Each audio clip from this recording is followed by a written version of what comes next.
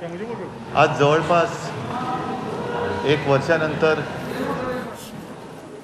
दिल्लीमध्ये आलेलो आहे। हेतू सर्वांना कल्पना आहे, तो जाहीर करूनच आलो होतो। आपल्या देशाच्या माननीय पंतप्रधानांना भेटण्यासाठीच आम्ही तिघही इथे आलो। सोबत आपल्या राज्याचे मुख्य सचिव देखील आहेत आणि भेट ही अधिकृत होती। येण्याचं कारण आपल्याला सर्वांना माहिती होतं। राज्याचे जे काही प्रमुख विषय आहेत त्या विषयाची सूचीसुद्धा माझ्या हातात आहे की कोणत्या विषयासाठी आम्ही त्यांना भेटलो। त्यांच्याबरोबर व्यवस्थित चर्चा झालेली आहे आणि सर्व विषय त्यांनी अत्यंत गांभीर्याने ऐकून घेतले। त्याबद्दल विस्तृत पत्रसुद्धा आम्ही दिलेली आहेत प्रत्येक विषयाची आणि त्यांच्याकडनं आम्हाला अपेक्षा आहे की राज्याचे जे विषय आम्ही त्यांच्याकडे मांडलेले आहेत त्यांनी स्वतः आम्हाला सांगितलं की मी माहिती घेतो, नक्की माहिती घेतो आणि लक्ष घालतो। आम्हाला जे विषय आम्ही त्यांच्याकडे मांडलेले आहेत ते सकारात्मक पद्धतीने ते सोडवतील अशी अपेक्षा आहे, विश्वास आहे। आता हे विषय कोणते त्याची मी केवळ एक सूची वाचतो। अधिक माहिती पाहिजे असेल तर त्या विषयाची माझ्यासोबत माननीय उपमुख्यमंत्री महोदय आहेत, अशोकरावसुद्धा आहेत, मुख्य सचिव देखील आहेत। तर ही या विषयाची सूची मी आपल्याला सांगतो। एक तर सर्वांना कल्पना आहे की राज्यामध्ये जे संवेदनशील विषय आहेत त्याच्यामध्ये एक विषय नक्कीच मराठा आरक्षणाचा आहे, ज्याच्याबद्दल सर्वोच्च न्यायालयाने निकाल दिलेला आहे आणि त्याबद्दल आणखीन आपल्याला माहिती असेल तर अशोकराव सांगतीलच। तसाच दुसरा एक महत्त्वाचा विषय आहे तो इतर मागासवर्गीयांचं पंचायत राज संस्थेच्या निवडणुकीतील राजकीय आरक्षण, त्याहीबद्दल एक कोर्टाचा निर्णय लागलेला आहे। त्याहीबद्दल आम्ही सांगितलं कारण हा विषय संपूर्ण देशाचा होऊ शकतो। तर देशामध्ये हा विषय वाढू शकतो आणि हा देशपातळीवरचा विषय आहे। नंतरचा एक आहे तो मागासवर्गीयांचे बढतीमधील आरक्षण, हा एक विषय आहे। नंतर चौथा विषय जो आहे तो म्हणजे मेट्रो कार शेडसाठी कांजूरमार्ग येथील जागेची उपलब्धता, त्याच्याबद्दल एक चर्चा झालेली आहे। साहजिकच आहे जो विषय नेहमी चर्चेला जातो तो म्हणजे जीएसटीचं येणं, हे वेळेवर येणं, याच्यासाठी सुद्धा आम्ही त्यांना विनंती केलेली आहे। आणखीन एक जो महत्त्वाचा विषय आहे तो शेतकऱ्यांच्या आयुष्याशी निगडीत आहे, ते म्हणजे पीक कर्ज जसं असतं तसं पीक विमा। त्या विम्याबद्दल ज्या काही अटीतटी शर्ती आहेत, आपल्याला कल्पना असेल की महाराष्ट्रामध्ये बीड मॉडेल एक आम्ही केलेलं आहे, बीडचं मॉडेल। त्या अनुषंगाने त्याही सूचना आम्ही त्यांना सांगितलेत की आपण तशा सूचना आपण यांना द्याव्या प्रशासनाला। नंतर राज्यामध्ये बल्क ड्रग पार्क, त्या स्पर्धात्मक निविदेस मंजुरीसाठी हा एक विषय, त्याच्याबद्दल त्यांच्याशी बोललेलो आहे। महत्त्वाचा विषय जो आम्ही मुंबईमध्ये बोललेलो आहोत आणि तिथूनसुद्धा त्यांना विनंती केली होती, ती आज प्रत्यक्ष भेटून केली।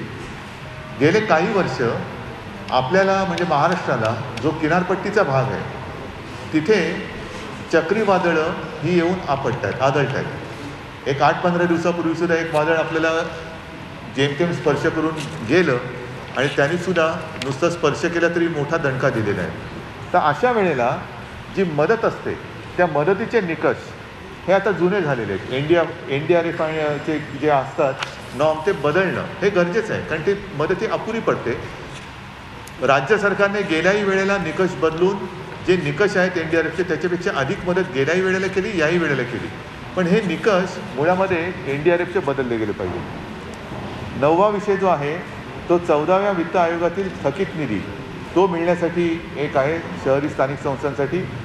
तसंच 14व्या वित्त आयोगातील थकीत निधीची परफॉर्मन्स ग्रँटी ह्या बोललो तोच विषय आहे।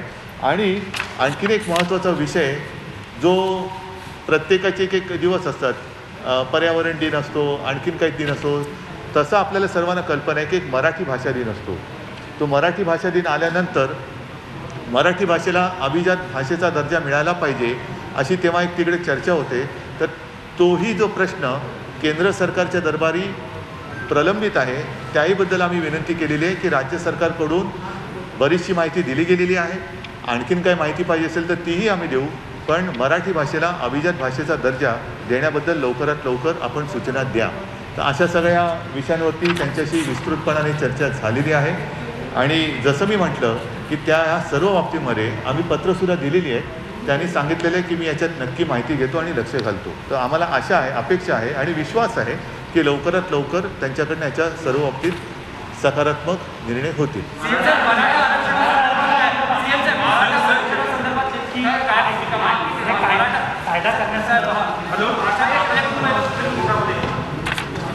सन्मान्य मुख्यमंत्री जी, सन्मान्य उपमुख्यमंत्री जी, मुख्य सचिव, सन्मान्य खासदार, मीडियाचे, इलेक्ट्रॉनिक आणि प्रिंट मीडियाचे सर्व सन्मान्य प्रतिनिधी, मुख्यमंत्र्यांनी विशद केल्याप्रमाणे महाराष्ट्राच्या अनेक महत्त्वाच्या विषयांवर या ठिकाणी मुख्यमंत्र्यांनी आम्ही सन्माननीय प्रधानमंत्र्यांशी चर्चा केली आणि मराठा आरक्षण संदर्भामध्ये जो विषय आहे त्यांना आम्ही कल्पना दिली की 5 मे 2021ला सर्वोच्च न्यायालयाने मराठा आरक्षणाच्या बाबतीत प्रतिकूल निर्णय घेतल्याचं आम्ही त्यांना नमूद केलेलं आहे. म्हणजे 5 मेला मराठा आरक्षणाला देण्यासंदर्भामध्ये एक तर सर्वोच्च न्यायालयाने असं म्हटलेलं आहे की 102वी घटना दुरुस्ती झाल्यानंतर SC-BCचे आरक्षण देण्याचा अधिकार हा राज्यांना आता राहिलेला नाही. म्हणजे कुठल्याही राज्यांना या जजमेंटनंतर त्यांनी सांगितलं आहे की या जजमेंट स्पष्ट नमूद केलं आहे की घटना दुरुस्ती झाल्यानंतर अधिकार हा कुठल्याही राज्यांना एखाद्या समाजाचा बॅकवर्डनेस ठरवण्याचा किंवा त्यांना आरक्षण देण्यासंदर्भात निर्णय आता राज्याला घेता येणार नाही. आणि दुसरं म्हणजे इंदिरा सहानीची जी मागची केस लॉ आहे तो लक्षात जर घेतला तर 50% आरक्षणाची मर्यादाही पार करता येणार नाही. हा 2 महत्त्वाचे विषय.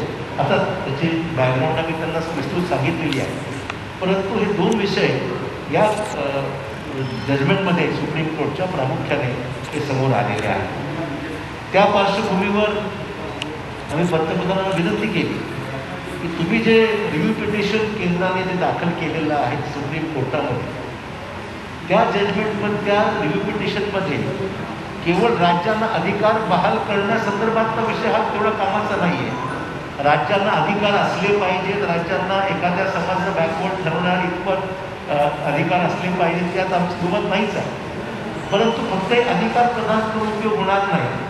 जोपर्यंत 50% आरक्षणाची मर्यादा ही जोपर्यंत शिथिल करण्यात येत नाही, काढून टाकण्यात येत नाही, तोपर्यंत राज्याला अधिकार देऊनसुद्धा हा आरक्षणाचा मुद्दा मागे लागणार नाही. हा प्रामुख्याने आम्ही त्यांना सांगितलेला आहे. आणि म्हणून 50%च्या आरक्षणाची मर्यादा ही शिथिल करावी अशा प्रकारचा युक्तिवाद हा सर्वोच्च न्यायालयामध्ये झाला पाहिजे, केंद्राकडूनही झाला पाहिजे. आम्ही सुद्धा समर्थन याचं करतो. आमचंही म्हणणं की आम्हाला राज्याला अधिकार असलं पाहिजे. परंतु त्याचा दुसरा महत्त्वाचा मुद्दा जो आम्ही नमूद केला की सुप्रीम कोर्टामध्ये हे रिव्ह्यू पिटिशन राज्यात रिव्ह्यू दाखल करणारच आहे. म्हणजे दिलीप भोसले सर्वोच्च न्यायालयाचे न्यायमूर्ती, माजी न्यायमूर्ती दिलीप भोसले यांच्या समितीचा जो अहवाल आलेला त्या अहवालाच्या अनुषंगाने या जजमेंटच्या बाबतीमध्ये रिव्ह्यू पिटिशन दाखल करण्याची राज्यशासनाची भूमिका आहेच. परंतु हे करत असताना आम्हाला विनंती एवढीच करायची की आम्हाला अधिकार द्या. आम्ही हे निर्णय राज्याला घटना दुरुस्ती संदर्भातली किंवा जे काही झाल्यानंतर जो पेज निर्माण झालेला आहे त्या संदर्भातली पुढची पावलं ही केंद्राने उचलावी. परंतु हे करत असताना आम्हाला अधिकार देत असताना 50%ची मर्यादा ही शिथिल करण्यात यावी हा त्यातला महत्त्वाचा भाग आहे. आणि मग हा फक्त जो काही मर्यादा घातलेली 50%ची तो फक्त मराठा समाजाची मर्यादा नाही आहे. म्हणजे इव्हन 27% राजकीय आरक्षण जे OBCच्या बाबतीमध्ये सुद्धा सेट असं झालेलं आहे. इथे सुद्धा तोच मुद्दा आहे की 50%ची मर्यादा क्रॉस केल्यामुळे आरक्षणाची पॉलिटिकल आरक्षण घेता येत हा तिथे मुद्दा आहे. आणि त्याला सांगितलं हा मुद्दा फक्त मराठा समाजापुरती नाही आहे, OBCचा तोच मुद्दा आहे. आणि OBCचा मुद्दा तर संपूर्ण देशामध्ये आता हा प्रश्न निर्माण झालेला आहे. त्यामुळे OBCचा विषय असो, मराठा समाजाचा विषय असो, तुमचं रिव्ह्यू पिटिशन हे जोपर्यंत घटना दुरुस्ती होत नाही, म्हणजे ज्या पद्धतीने केंद्र सरकारकडे अधिकारात आलेले आपोआप या जजमेंटमुळे जे अधिकार आलेले आहेत, जोपर्यंत हे निर्णय जो सुप्रीम कोर्टाने दिलेला आहे तो सेट असाईड होत नाही तोपर्यंत सर्व अधिकार केंद्राकडेच आहे. आणि म्हणून आमची मागणी आहे की तुमच्याकडे आज अधिकार आले असताना तुम्ही हा निर्णय घ्या जेणेकरून मराठा समाजाला तुम्ही न्याय देऊ शकाल त्यासाठी आवश्यक असलेली कायदेशीर ती काही प्रक्रिया आहे. पण ती घटना दुरुस्ती करायची, जसं EWSमध्ये आपण घटना दुरुस्ती केली किंवा मग घटना दुरुस्ती करायची बाब असो किंवा बाकी जे काही कायदेशीर मार्ग असतील त्या बाबतीमध्ये मराठा समाज असो किंवा OBCच्या बाबतीमध्ये दोघांच्या बाबतीमध्ये तुम्ही सकारात्मक भूमिका घ्या आणि त्यातून तुमच्याकडे आलेला अधिकार जो आज आहे सुप्रीम कोर्ट जजमेंटमुळे त्यात आपली मदत राज्याला व्हावी अशा प्रकारची आमची मागणी आहे. आम्हाला अधिकार मिळणं आम्हाला आग्रह होईल, परंतु आम्हाला देत असताना मात्र इतर ज्या अटी आहेत त्यासुद्धा शिथिल झाल्या तर उपयोग होईल, वरनं उपयोग होणार नाही हा त्याचा महत्त्वाचा मुद्दा आहे. आणि तुमच्याकडे जो पण अधिकार आहे तो पण हा विषय जनमानसामध्ये प्रक्षोभ वाढत चाललेला आहे सगळ्या प्रश्नामुळे आणि त्यामुळे हा प्रक्षोभ वाढू नये या दृष्टिकोनातून समाजाला न्याय दिला पाहिजे. मराठा आरक्षणाच्या बाबतीमध्ये महाविकास आघाडीने सकारात्मक भूमिका पावलं उचललेली आहे. आम्ही सर्वांनी मिळून सभागृहामध्ये बिनशर्त पाठिंबा या मुद्द्याला आम्ही दिलेलाच आहे. या पार्श्वभूमीवर केंद्र सरकारने सकारात्मक भूमिका घ्यावी, हा प्रश्न मागे लावावा अशा प्रकारची विनंती आम्ही केंद्राने जोपर्यंत त्यांच्याकडे अधिकार आहे सुप्रीम कोर्ट निर्णय होईल तोपर्यंत आपण हा निर्णय घ्यावा. या दिवशी अधिकार आमच्याकडे आम्ही पुढची प्रक्रिया पार पाडतो.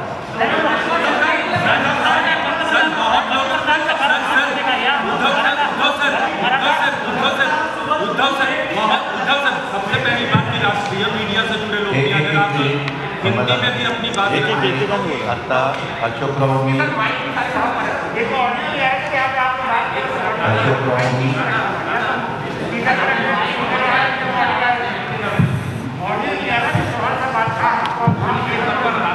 आता मुख्यमंत्र्यांनी एकूण जे 12 मुद्दे सांगितले ते आम्ही मुख्यमंत्र्यांच्या नेतृत्वाखाली प्राईम मिनिस्टर साहेबांना भेटलो.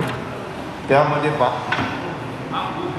12 मुद्द्यामध्ये आम्हाला 11ला भेट दिली होती. जवळपास 12:30पर्यंत 1.5 तास त्या विषयाच्या संदर्भामध्ये चर्चा झाली. मराठा आरक्षणाच्याबद्दल आत्ताच थोडक्यामध्ये अशोकराव चव्हाण साहेबांनी सांगितलं. दुसरा मुद्दा होता तो OBCंना इतर मागासवर्गीयांना पंचायत राज्य संस्थेतील निवडणुकीतलं राजकीय आरक्षण होतं ते काढून टाकलं गेलं, त्याला स्थगिती दिली स्थानिक स्वराज्य संस्थांमधल्या. त्याच्यामुळं ग्रामपंचायत, पंचायत समिती, जिल्हा परिषद, नगरपालिका, महानगरपालिका ह्याच्यामध्ये 56,000 जागांच्यावर ह्याचा परिणाम झालेला आहे. आम्ही पंतप्रधानांना सांगितलं की भारत सरकारने 2011मध्ये ACCC केलं, त्याची माहिती राज्य सरकारला मिळाली तर त्या आरक्षणाचा अभ्यास करून अहवाल करता येईल आणि ह्याच्यामध्ये निकालपत्रात SC, ST, OBC यांच्या एकत्रित आरक्षणाची मर्यादा 50% निश्चित केलेली आहे. त्यामुळे SC, ST बहुल जिल्ह्यामध्ये OBC प्रवर्गाला 27%पेक्षा कमी किंवा एखाद्या परिस्थितीत आरक्षणच मिळणार नाही, तर SC, ST, OBC यांच्या एकत्रित आरक्षणाची मर्यादित 50%ची तरतूद शिथिल करण्याच्या बद्दलची मागणी मुख्यमंत्री महोदयांनी आज तिथं केली. आणि SC, ST याचं आरक्षण घटनात्मक कॉन्स्टिट्यूशनल आहे तर OBCचं आरक्षण वैधानिक आहे. त्यामुळं आपणास विनंती आहे की SC, ST आणि OBC आरक्षण कॉन्स्टिट्यूशनल करण्यासाठी घटनेमध्ये दुरुस्त करावी आणि हा प्रश्न कायमस्वरूपी सोडवण्यासाठी 2021च्या जनगणनेमध्ये देखील OBCची जनगणना करावी. हा एक महत्त्वाचा मुद्दा त्याच्यामध्ये होता. मागासवर्गीय पदोन्नतीच्या आरक्षणाच्याबद्दल सुप्रीम कोर्टाने आणि मुंबई हायकोर्टाने त्याच्याबद्दल आत्ता तिथं मॅटर चालू आहे, त्यांनी काही निकाल दिलेले. त्याच्यामुळं हा प्रश्न फक्त महाराष्ट्राचा नाही तर इतर अनेक राज्यांचा आहे. यासाठी संपूर्ण देशासाठी एकसारखं सर्वकष धोरण अवलंबण्यात यावं. या संदर्भात प्रलंबित याचिका लवकरात लवकर निकाली निघण्यासाठी केंद्र शासनाने सर्वोच्च न्यायालयाला विनंती करावी. मेट्रो कार शेडच्या संदर्भात आत्ताच मुख्यमंत्री महोदयांनी सांगितलं राज्यांना GST काउन्सिलमध्ये पण अनेकदा आम्ही हा मुद्दा उपस्थित केला. मुख्यमंत्री महोदयांनी पत्र व्यवहार पण केलेला आहे. तरी देखील महाराष्ट्राला 24,306 कोटी रुपये GST भरपाईपोटी मिळणे बाकी आहे. ते कोविडचं अभूतपूर्व संकट संपूर्ण देशावर आहे, सगळ्या राज्यांच्यावर आर्थिक दिलासा देण्याकरता हे पैसे जर लवकरात लवकर मिळाले तर त्याचा निश्चितपणे सर्व राज्यांना उपयोग होणार आहे. महाराष्ट्राची रक्कम 24,306 कोटी. पीक विम्याच्याबद्दल सातत्याने बीड मॉडेल आपल्या राज्यामध्ये जे गेल्या वर्षी राबवलं गेलं ते खूप लोकप्रिय झालं आणि मुख्यमंत्र्यांनी आमच्या कृषी मंत्र्यांनी सगळ्यांनी मागणी केलेली की बीड मॉडेल फक्त बीडपुरतं मर्यादित न ठेवता ते सगळ्या राज्यातल्या सर्व जिल्ह्यांना लागू करावं आणि आत्ता फक्त केंद्र सरकारने ते बीडपुरतं लागू केलेलं आहे. तर तो प्रस्ताव आम्ही कृषी मंत्रालयामध्ये दिलेला आहे. तर त्याच्यामध्ये हे मॉडेल जर आपण केलं तर त्याचा खूप चांगल्या प्रकारचा परिणाम होणार आहे. शेतकरी पण समाधानी होणार आहे. बल्क ड्रग पार्क स्पर्धात्मक निविदेच्यासाठी आपण दिघी बंदराजवळ MIDCनं 250 एकर जागा निश्चित करून ठेवलेली आहे. ते बल्क ड्रग पार्क लवकरात लवकर महाराष्ट्रासाठी मंजूर करावं. 1000 कोटी रुपयांचं अर्थसहाय्य देखील त्याकरता द्यावं. हा पार्क सुरू झाला तर औषध निर्मितीस मोठं प्रोत्साहन मिळणार आहे आणि राज्य सरकारने हे बल्क ड्रग पार्कसाठी काही प्रोत्साहन देखील जाहीर केलेली आहेत. त्याच्यात केंद्राची पण सहकार्य जर राहिलं तर आणखीन ते चांगलं होईल. नैसर्गिक आपत्ती जे NDRF आणि SDRF ह्याचे निकष 2015 साली केले. त्याच्यानंतर महाराष्ट्रात नैसर्गिक चक्रीवादळ आलं, निसर्ग चक्रीवादळ आलं, दुसरं तोक्ते चक्रीवादळ आलं. त्यामध्ये मुख्यमंत्र्यांनी NDRF आणि SDRFच्या पेक्षा 3.5 पट जास्त शेतकऱ्यांना देण्याचा निर्णय घेतला आणि गव्हर्मेंट ऑफ इंडियाचे नॉर्म्स बाजूला ठेवून अधिकची रक्कम महाराष्ट्र सरकारने त्याच्यामध्ये घातली. तर मुख्यमंत्र्यांनी आज त्यांना सांगितलं की 2015चे नॉर्म्स आता आपण 2021मध्ये आहोत, तर ते आता तुम्ही बदला. ते बदलण्याची नितांत गरज आहे आणि केंद्राने याचा विचार करून त्याच्यामध्ये मार्ग काढावा. तसंच गेल्या 5 वर्षामध्ये महाराष्ट्रामध्ये 4 वेळेला चक्रीवादळं आली आणि चक्रीवादळं वारंवार येत असल्यामुळं सिंधुदुर्ग, रत्नागिरी, रायगड, ठाणे, पालघर, मुंबई हा जो काही समुद्रकिनारा आहे ह्या समुद्रकिनाऱ्याला काही गोष्टी अशा केल्या पाहिजेत की ज्या परमनंट झाल्या पाहिजेत. मुख्यमंत्र्यांनी त्याच्याबद्दलची बैठक घेतली आणि त्याच्यात अंडरग्राऊंड केबल, विद्युत वाहिनी ते टाकायला सांगितल्यात. स्थलांतरित नागरिकांना निवारे उभारणे, पक्के निवारे उभारायचे, किनारा संरक्षण भिंत बांधणे, ह्या पायाभूत सुविधा द्यायची गरज आहे. त्याला 5000 कोटी रुपये लागतात. आमचं म्हणणं की प्रत्येक वेळेस NDRF SDRFचे पैसे आणि काही राज्य सरकारचे पैसे हे कायमचं दुखणं दूर करण्याच्या करता गेले अनेक वर्षाचा अनुभव लक्षात घेऊन काय केलं पाहिजे त्याचा अतिशय चांगल्या प्रकारचा आराखडा आम्ही तयार केलेला आहे आणि तशा प्रकारच्या सूचना पण केंद्राकडनं आलेल्या होत्या. तर त्याला 5000 कोटी रुपयाची मदत ही द्यावी. तसंच 14व्या वित्त आयोगातील थकीत निधी मिळण्याच्या करता जो शहरी भागाकरता असतो त्याच्यामध्ये 2018-19 आणि 19-20 परफॉर्मन्स ग्रँट कामगिरी अनुदानित त्याला म्हणतात. त्याच्याबद्दलचं संपूर्ण महाराष्ट्राला 14व्या वित्त आयोगातील थकीत निधी शहरी स्थानिकच्या करताचा आहे. तो 1444 कोटी 84 लाख रुपये अनुदान तातडीनं मंजूर करावं. आपण तशा वित्त मंत्रालयाला सूचना द्याव्या असं मुख्यमंत्री महोदयांनी आणि हे केंद्र शासनाच्या गृहनिर्माण आणि शहरी व्यवहार मंत्रालयाकडे सगळ्या प्रस्ताव आमचे आलेले आहेत. युटिलायझेशन सर्टिफिकेट पण आम्ही भारत सरकारकडे पाठवलेला आहे. तो एक मुद्दा होता. त्याच्यानंतर 14व्या वित्त आयोगातील थकीत निधी मिळण्याबाबत हे पंचायत राजचं, मगाशी सांगितलं ते शहराचं, हे ग्रामीणचं, याच्याकरता केंद्रीय ग्रामविकास मंत्रालयाने महाराष्ट्रास 2016-17ला 294 कोटी 84 लाख त्यांची शिफारस केली. असं 17-18ची 333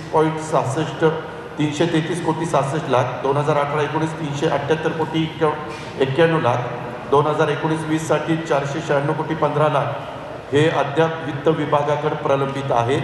आम्ही विनंती मुख्यमंत्र्यांनी महाराष्ट्राच्या वतीनं केली की 1208 कोटी 72 लाख रुपये थकीत निधी तातडीनं मंजूर करावा आणि तशा प्रकारच्या सूचना प्राईम मिनिस्टर साहेबांनी वित्त विभागाला द्याव्या भारत सरकारच्या.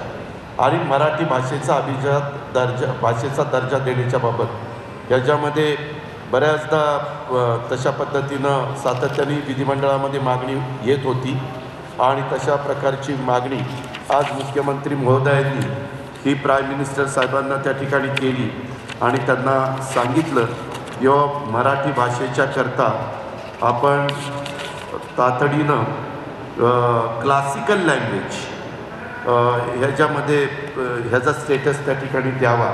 आणि तसंच 12वा विषय मुख्यमंत्र्यांनी त्यांना सांगितलं, राज्यपाल नियुक्त 12 जागा, रीतसर गव्हर्मेंट पूर्ण बहुमतात आहे, जो काही ठराव कॅबिनेटला करावा लागतो तो केला. आम्ही राज्यपाल महोदयांना भेटलो. आता एका व्यक्तीने PIL मुंबई हायकोर्टामध्ये दाखल केलेली आहे. आमच्या माहितीप्रमाणे त्याच्याकरता ॲफिडेविट करून द्यायला सांगितलेलं आहे. तर या 12 जागा जवळपास आता 8 महिने झाले. तर त्याच्याबद्दलच्या सूचना प्राईम मिनिस्टरनी साहेबांनी गव्हर्नर साहेबांना कराव्यात की बाबा हे रीतसर त्यांचा प्रस्ताव आहे, बहुमत आहे त्या सरकारला आणि कॅबिनेटने ठराव केलेला आहे. नियमावलीमध्ये जशा प्रकारचे व्यक्ती निवडताना गोष्टी असाव्या लागतात त्या सगळ्याचा अंतर्भाव त्याच्यामध्ये केलेला आहे. तर तोही मुद्दा आता ते 12 नामनियुक्त सदस्य विधान परिषदेचे करावेत. असे 12 मुद्दे पंतप्रधानांना मुख्यमंत्र्यांनी आणि आम्ही सगळ्यांनी सांगितले.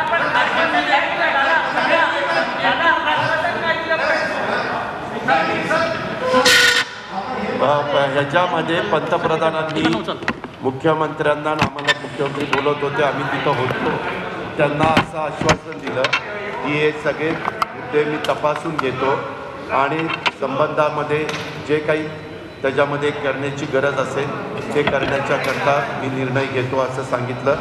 चर्चा अशी अतिशय समाधानकारक झाली. जवळपास 90 मिनिट पंतप्रधानांनी मुख्यमंत्र्यांना आणि त्यांच्या सहकाऱ्यांना वेळ दिलेला होता आणि सगळे राज्याच्या हिताचे जे काही विषय होते ते मुख्यमंत्र्यांच्या नेतृत्वाखाली तिथं मांडण्यात आले.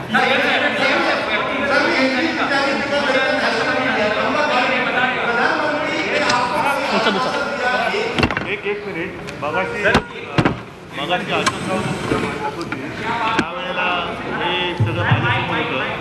सॉरी, मैं हमारे मीडिया के लोगों से दोबारा रिपीट इसलिए करता हूँ, शायद मेरे सामने माइक नहीं था उस वक्त. आज मराठा आरक्षणाच्या संदर्भामध्ये जे महत्त्वाचे मुद्दे आज पंतप्रधानांना सांगण्यात आले त्यामध्ये सर्वोच्च न्यायालयाने मराठा आरक्षणाच्या विरोधामध्ये निर्णय दिलेला आहे. आणि म्हणून फक्त महत्त्वाचा मुद्दा आहे की पंतप्रधानांची या संदर्भात मराठा आरक्षणासंदर्भात काय भूमिका होती.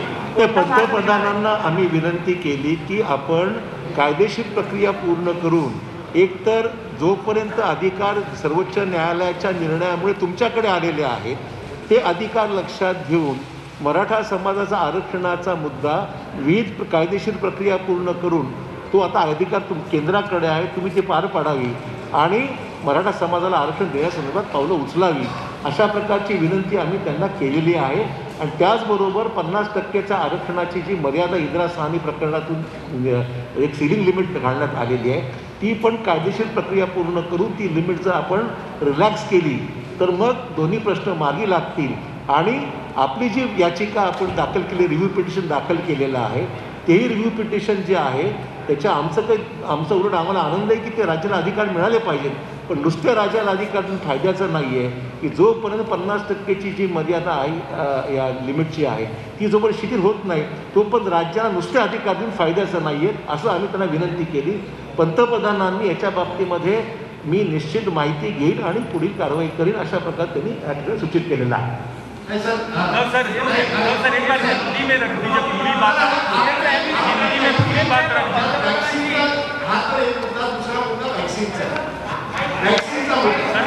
प्रधानमंत्री ने अपने भाषण में कहा कि अब सेंटर पूरा प्रोक्योरमेंट करेगा और 25% प्राइवेट हॉस्पिटल को जाएंगे. राहुल गांधी ने कहा है कि प्राइवेट हॉस्पिटल को भी सब कुछ फ्री देना चाहिए. क्या महाराष्ट्र सरकार भी चाहती है कि सभी वैक्सीन को फ्री करे? क्या जो प्रधानमंत्री ने कल कहा उससे आप बिल्कुल सहमत हैं? आप किस तरह से देखते हैं जो प्रधानमंत्री ने कल कहा? क्योंकि उन्होंने कहा कि राज्य सरकार के दबाव में आकर उनको पहला निर्णय करना पड़ा मे 1 का और उसके बाद अभी निर्णय को दे रहे हैं क्योंकि आपने अपना मन बदल दिया. उद्धव जी किस तरह से आप देखते हैं पूरी वैक्सीन पॉलिसी? एक बात तो सच है कि जल्द से जल्द अपने देश के जितने सारे नागरिक हैं उनको वैक्सीनेशन तो किया जाना चाहिए। और बीच में जैसे आपने कहा 18 to 44 केंद्र सरकार ने ये जिम्मेदारी राज्यों के ऊपर सौंपी थी और हमने भी तैयारी की थी। मैंने तो कई बार कहा था कि उम्र के हिसाब से देखें तो 18 से लेकर 44 इस उम्र में महाराष्ट्र में लगभग 6 करोड़ की आबादी है और उसके लिए 12 करोड़ डोज लगने वाले हैं, क्योंकि एक बार में 2 बार देना पड़ता है। तो उसके लिए हमने पूंजी भी तैयार रखी है। और जब भी वैक्सीनेशन हमने शुरुआत भी की थी, लेकिन उसका जो सप्लाई है वो ठीक नहीं रहा, बीच में खंडित होते रहा। और कल प्रधानमंत्री जी ने सारी जिम्मेदारी फिर से एक बार केंद्र के ऊपर ली है, तो स्वाभाविक है हम उनको धन्यवाद देना चाहते हैं और अपेक्षा करते हैं कि बीच में जो सारी रुकावटें आ रही थी वो रुकावटें अब दूर हो जाएगी और जल्द से जल्द सिर्फ महाराष्ट्र ही नहीं, अपना पूरा हिंदुस्तान और उसके नागरिक हैं उनको पूरा टीकाकरण हो जाएगा। सर, उसको सबको फ्री देना चाहिए, जैसे राहुल गांधी ने कहा है कि सबको फ्री देना चाहिए। नहीं, सबको फ्री मिलना चाहिए तो उनका अधिकार और ज़रूरत। आज अगर कोविड से बाहर निकलना है तो तुरंत वैक्सीनेशन की ज़रूरत है। फ्री देना तो अच्छी बात है, लेकिन अगर कुछ मान लो कि कुछ लोग लेना चाहते हैं तो ले सकते हैं, जैसे कि वो सब्सिडी की बात हुई थी बीच में। पंतप्रधानांशी तुमचं काही व्यक्तिगत बोललं काही व्यक्तिगत भेट झाली का? काय म्हणाला? व्यक्तिगत भेट झाली का? आमची व्यक्तिगत भेट झाली ना। शासकीय नाही, एक महत्त्वाचा मुद्दा असा आहे की आम्ही तिघही समाधानी आहोत, कारण आजच्या आमच्या भेटीमध्ये कुठेही राजकीय अभिनिवेश नव्हता। अत्यंत शांतपणाने आणि समजूतदारपणाने जेवढे मुद्दे आम्ही मांडले ते त्यांनी शांतपणाने ऐकून घेतले। त्याच्यात आम्ही जसं आता अजितदादांनी सांगितलं, अशोकरावांनी सांगितलं, त्या विषयाबद्दल भूमिका नुसत्या मांडल्या नाही तर त्यांना पत्रसुद्धा दिलेली आहे। आणि म्हणून मला विश्वास आहे की ज्या पद्धतीने त्यांनी आमचं ऐकून घेतलेलं आहे, समजून घेतलेलं आहे, ते ऐकून बघितल्यानंतर यामध्ये त्यांनी जसं सांगितलं की मी पूर्ण माहिती घेतो, लक्ष घालतो, तर आम्हाला नक्की विश्वास आहे की काही ना काहीतरी मार्ग निघेल।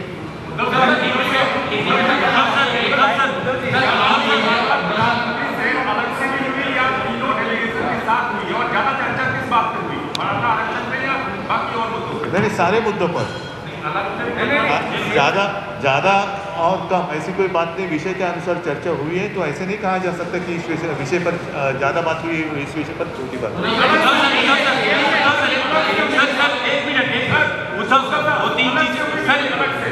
उद्धव सर, क्या आप लोग की अलग मुलाकात हुई है, हाँ या ना? दूसरा सवाल हमारा ये है ना, मतलब क्या अदालत है कि क्या है? आपकी निजी मुलाकात हुई है पंतप्रधानांची नहीं, हाँ या ना का मतलब कि अदालत आप प्रतिनिधिमंडल के साथ मिले हैं या सुनो, ऐसा है कि ये बात कभी मैंने छुपाई नहीं और छुपाने की आवश्यकता नहीं। आज राजनीतिक रूप में देखें तो हम उनके साथ नहीं हैं, लेकिन इसका मतलब ये नहीं कि हमारा रिश्ता टूट गया है। मैंने कल भी बात कही थी, मेरे एक साक्षात्कार में शायद लोकसत्ता ने लिया था तब, तो इसमें कोई गलत बात नहीं है कि मैं अगर मिलूँ, मैं कोई नवाज शरीफ से नहीं मिलने गया था, तो ऐसे अगर उनको कुछ मिले, मैं एक व्यक्तिगत रूप में मिलूँ, अगर मैं मिल भी लूँ, आज भी अभी मेरे साथी है उनको कहूँगा कि मुझे दोबारा जाकर मिलना है, तो गलत बात क्या है उसमें? बिल्कुल सर, मराठा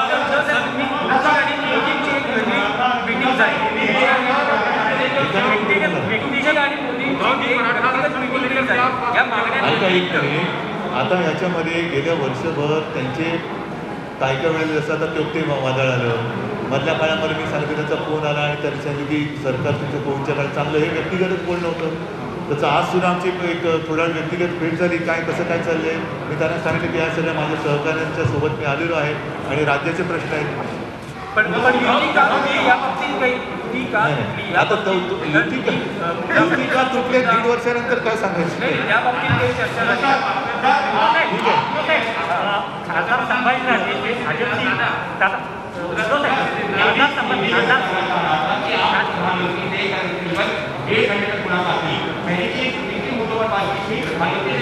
अरे भाई साहब, जैसे अभी सारी बातें बताई, मैं एक बार फिर से पढ़ता हूँ, शायद आपको चाहिए तो। सर हिंदी में कोई नहीं सुनेगा बड़ा ठीक है, एक मिनट, मैं आपके लिए जानना चाहता हूँ आपके अकेले ठीक आहे, आपण रिपीट धन्यवाद. चला गाडी पे चला, आभारी आहे. आपण गोल मराठ्यांची तळपती तलवार म्हणजे